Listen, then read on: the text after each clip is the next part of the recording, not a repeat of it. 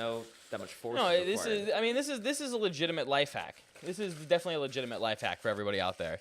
If you run out of toilet paper, and this is something I learned in the Marines. I wasn't taught this by the Marines, but I learned this while spending my money. As an active Marine, you just sort of pick this I up turned along the 21 way. and I used my Lance Corporal paycheck on alcohol pretty consistently because I was mature. And I wouldn't have any toilet paper. So I, put my mind to it. If you believe it, you can achieve it. And voila, you can keep going, but I think feel it. Holy crap, man. It's like... Go try it. Seriously, go give it a try. Oh, I'm gonna. It's gonna be awesome. Damn it, Richard!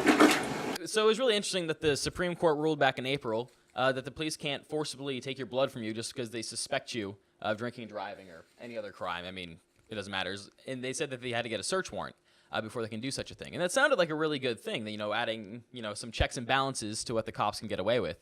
But there's this video here from Fox 5 I-Team investigation, or the Fox 5 I-Team investigators in Atlanta, Georgia. Investigators.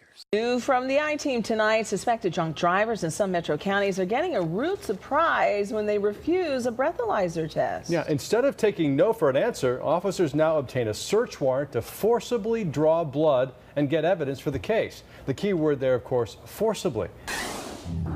Are you serious? I've never been raped by rape. This is so unnecessary. No! Excuse me, hold on. I never fought nobody. I didn't never do nothing. What the hell is y'all doing? What they're doing at the Gwinnett County Jail is strapping down suspected drunk drivers to a gurney so a nurse can take their blood. Evidence that can be used against them later in court, even though the suspects refuse to give their consent. What country is this? What country is this? To get a Georgia driver's license, you have to agree to take a state-administered test, like this Intoxilizer 5000, if an officer suspects you've been drinking and driving. It's called implied consent. You can refuse, but if you do, you lose your license for a year.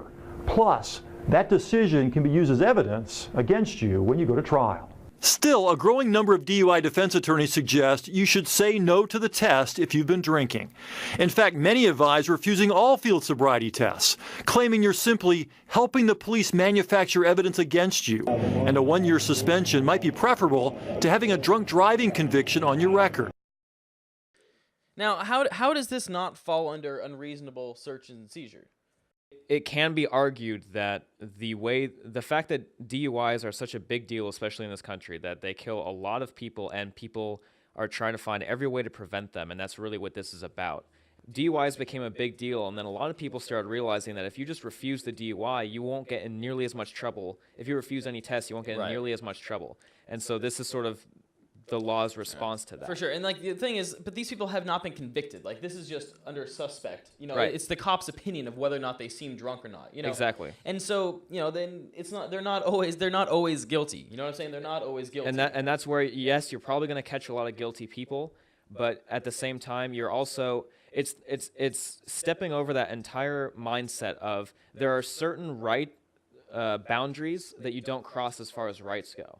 And an unreasonable search like that is an exact example of that. We have to understand, the government strapping you down and forcibly taking your blood is how invasive they can now be as long as they give themselves permission first. As long as they give themselves permission. Yeah, I understand the need to stop drunk driving, but this is not the way to stop drunk driving. It just is not the way to stop drunk driving. It's going to catch a bunch more people and put a bunch more people in jail, but there's still going to be a fuck ton of drunk drivers out there, just like there are every year. And this is the logic. Listen to this little clip, the same clip from the same newscast. Listen to the logic they use to get away with this.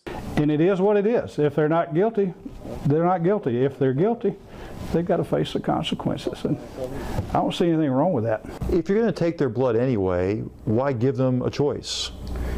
Well, the law requires us to give them a choice. So yes, if you're going to take their blood anyways, what's the point of even asking them first? And he says, well, the law requires us to ask them first. Apparently, the law doesn't require us to really care about what the answer is. I don't want to give someone the choice.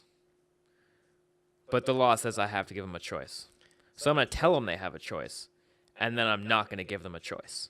These are adults saying this. You know, these are professionals saying this. Not only are DUIs on the rise every year, it's estimated that about 30% of all Americans will be involved in an alcohol-related car crash during their lifetime.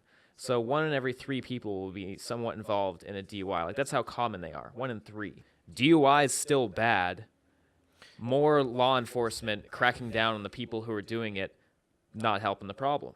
No, obviously. They're just trying, you know, they just need to justify their paychecks. You know, so the more convictions they get, the better it looks for them. They're not interested in stopping the actual problem. They're not interested in actually, you know, helping people and, you know, changing the culture around drinking and driving.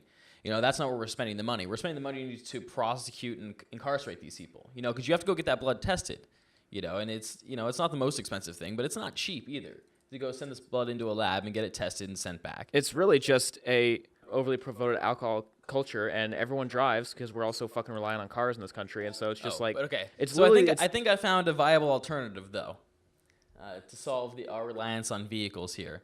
This is the important thing to remember is that there are always alternatives. There's always everything. alternatives, and That's what yin and yang is all about, right? Here's one.